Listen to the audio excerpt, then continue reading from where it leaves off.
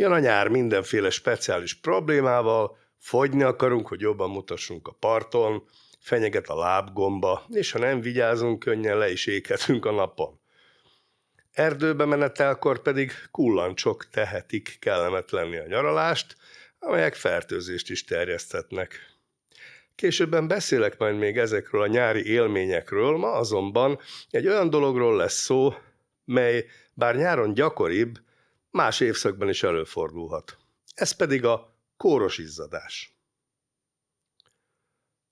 Az izzadás normális fiziológiai élettani folyamat, amely fontos a szervezet hőszabályozásában. Ha túl melegünk van, vagy edzünk, az izzadság elpárolog a bőrről és hűsítő hatású. Szabályoznunk kell a belső testhőmérsékletünket, hogy állandóan szinten tartsuk azt, akkor is, ha a környezeti hőmérséklet megemelkedik, például egy forró napon vagy a busz után futva. A belső testhőmérséklet emelkedése szerveink túlmelegedéséhez, hőkimerültséghez, akár hőgutához vezethet. Az erős hőemelkedés megakadályozásához gondos egyensúlyra van szükség a mindennapi anyagcseréből, testünk által termelt hő, a környezet hője és a testünk által elvesztett hő között. A testünk jól meg van tervezve erre. Speciális hőmérséklet érzékelőink vannak, a bőrünkben például, és a központi idegrendszerben. Ezek jeleket küldenek az agyban lévő központnak, ha a testhőmérséklet emelkedését érzékelik. A test legnagyobb szerve, a bőr, képes rá, hogy hőt vonjon el a testből. Ennek legszembetűnőbb a módja az izzadság elpárolgása lévén létrejövő hűtés. Hogyan hűt le minket az izzadás? Nos, amikor a test maghőmérséklete megemelkedik, az agyban lévő termosztát impulzusokat küld a központi idegrendszerükön keresztül, hogy fokozza a bőr átáramlását az értágulatokon át. A termosztát a verejtékmirigyeket is aktiválja. A verejtékmirigyeink cseppeket bocsájtanak ki a bőrünkre, amelyek elpárolognak, amikor a bőrön átáramló vér áthalad alattuk.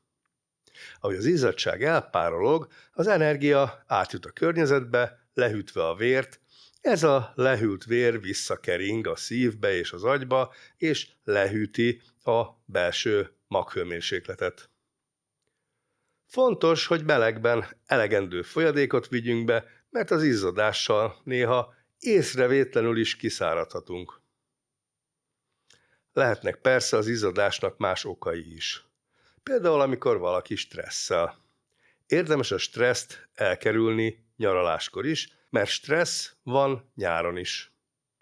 Például elég stresszes utazási élmény, amikor egyszer csak az általam használt weboldalak tájnyelvre váltanak, csak azért, mert a rendszer érzékelte a helyszínt, ahova utaztam. Aztán tájnyelven megtalálni, hol tudom visszaállítani angolra, az nem egy egyszerű művelet.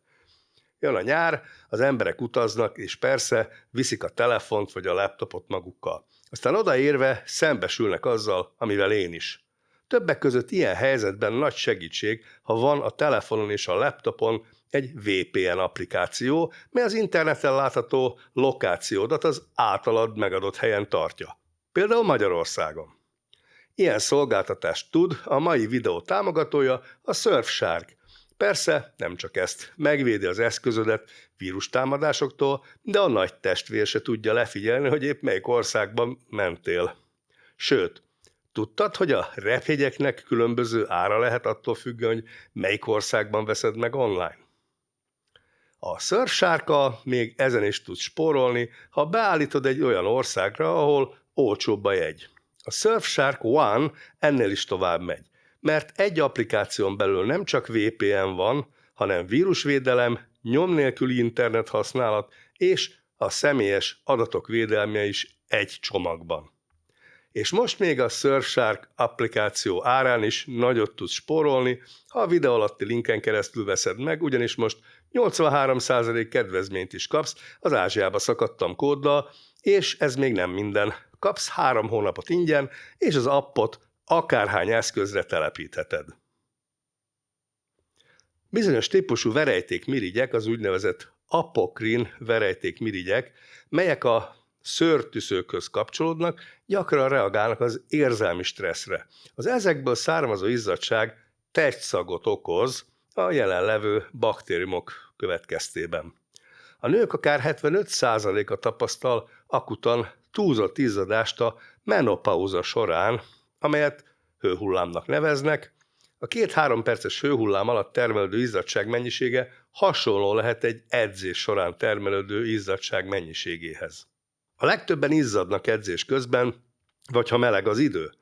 De vannak, akik ennél is többet izzadnak. A hiperhidrózis, azaz túlzott izzadás olyan kóros állapot, amely nagy mértékben befolyásolja az életminőséget, és akár a mindennapi feladatok elvégzésében is akadályozza az ilyen betegeket. Egyesek számára negatív hatású ez a kapcsolataikra például. Másokat annyira zavarba hoz ez az izzadás, hogy úgy érzik, képtelenek elhagyni a lakásukat. Ahogy említettem, sok ember észreveszi, hogy izzadt szorongás hatására, vagy olyan helyzetben, amely idegessé teszi őket. De a hiperhidrózisban szenvedőknél ez az izzadás szinte állandó lehet. A hiperhidrózis által leggyakrabban érintett testrészek a kezek, a lábak, a hónaj, az arc, a fej, bár más területek is érintettek lehetnek. Egyes hiperhidrózisban szenvedők egész testükön izzadnak, nem pedig csak egyes testrészeiken, és gyakran izzadnak olyan helyzetekben is, amikor mások nem, például hideg időben. A leggyakoribb a hónajak túlzott izzadása. Ez végtelenül kellemetlen lehet, mert átüt a ruhán, és gyakran megütközést kelt a szemlélőkben. Nem ismert, hogy mi okozza a hiperhidrózist, bár úgy gondolják, hogy azok az idegek, amelyek általában az izzadásért felelősek, túlzottan aktívá válnak. A hiperhidrózis gyakran gyerekkorban vagy serdülőkorban kezdődik, de az élet során bármikor elkezdődhet. Valószínűleg van benne genetikai elem is, mivel gyakran előfordul családi halmozódás. A hiperhidrózis súlyossága széles skálán mozog, a spektrum enyhébbik végén a probléma minimális lehet, kisebb kellemetlenség csupán, de a súlyosság növekedésével az életminőségre gyakorolt hatás jelentőssé válik. Az állapot befolyásolhatja az emberek pályaválasztását, és társadalmi elszigeteltséghez is vezethet. Például néhány embernek annyira izzad a keze, hogy ez megnehezíti a tollfogását, vagy a billentyűzet használatát. Én láttam személyesen olyan valakit, akinek csöpögött az ujjáról a billentyűre a víz. A hiperhidrózisban szenvedő emberek gyakran szoronganak munkahelyi helyzetekben, például állási interjún vagy megbeszéléseken, ahol várhatóan kezet kell fogniuk. Társadalmi életük is tehát érintett lehet, sokan kínosan érzik magukat az izzadságuk miatt, és vannak, akik emiatt kerülik az intim kapcsolatokat is. Vannak, akiknek többször is át kell öltözniük naponta. Sok hiperhidrózisban szenvedő ember nem kér orvosi segítséget, mert az állapotukat megbélyegzés övezi. Lehet, hogy nem is tudják, hogy ez egy egészségügyi probléma. Mit lehet tenni, ha valaki ettől a problémától szenved? A hiperhidrózis kezelésére számos megoldás áll rendelkezésre, amelyek az érintett testterülettől függenek. A kezelések gyakran csak ideiglenesek. Most ezek az ideiglenes kezelések a következők. Az első, erős alumíniumklorid tartalmú izzadsággátlók.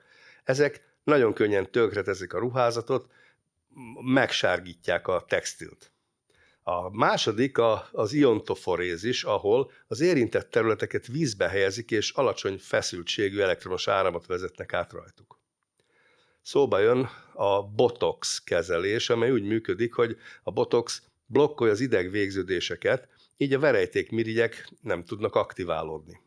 Vannak aztán szájon átszedendő gyógyszerek, úgynevezett antikolinerg gyógyszerek, amelyek az idegvégződéseket ugyanúgy blokkolják, mint a botox, csak belső vegyi hatással. Most ezek a kezelések átmenetiek, és nem mindenkinél működnek.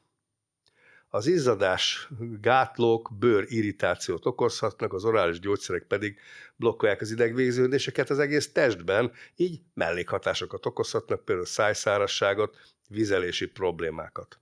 A botoxot és az iontoforézist meg rendszeresen ismételni kell, mert ideig, óráig tart a hatásuk, és ez elég költséges beavatkozás mind a kettő. Vannak tartósabb megoldások is. Egyes betegeknél műtétet végeznek, mely a verejtékmirigyek eltávolítása egy adott területen, például a hónajban. Vagy pedig endoszkópos mellkasi szimpatektómiát, így hívják ezt a műtétet, végeznek, mely során az izzadást szabályozó idegeket átvágják. Ez a műtét hatékonyan csökkenti a kívánt területek izzadását, de nagyon súlyos szövődmények alakulhatnak ki, például ideg- vagy szervkárosodás, ha pont nem jó helyen vágnak. Ezért ezt a műtétet csak végső megoldásként alkalmazzák, sőt, egyes országokban nem is engedélyezett. Létezik viszont egy újabb tartós hatású kezelés, mely sokkal veszélytelenebb. Ilyenkor elektromágneses energiát használnak a verejtékmirigyek végleges inaktiválására. A módszer főként a hónajakban fellépő problémát oldja meg. Az eljárás lényege, hogy mikrohullámú kezeléssel kiírtják a verejtékmirigyeket. Az eljárás előnyei a többi módszerhez képest, hogy ez megszünteti a kellemetlen izzadság szagot is, és tartós végleges eredményt ad, valamint egyúttal szőrteleníti a területet. A beavatkozást helyi érzéstelenítésben végzik el. A hónajra egy speciális jelzőminta kerül, mely a kezelést végző személy számára egyfajta útmutató, hogyan haladjon előre a beavatkozással. A készülék enyhe vákuumot gyakorol a bőrre, hogy a verejtékmirigyek közelebb kerüljenek a felszínhez. Az elektromágneses hullámok pedig kiírtják a mirigyeket. A művelet közben termelődő hőt egy speciális hűtés vezeti el, ezért a környező szövetek nem károsodnak. A kezelés végén a beteg távozhat, nincs szükség bentfekvésre. Ez a kezelés egyébként elérhető a csatorna állandó támogatójánál, az orvosintézetben. Köszönöm szépen a figyelmet, jó éjszakát!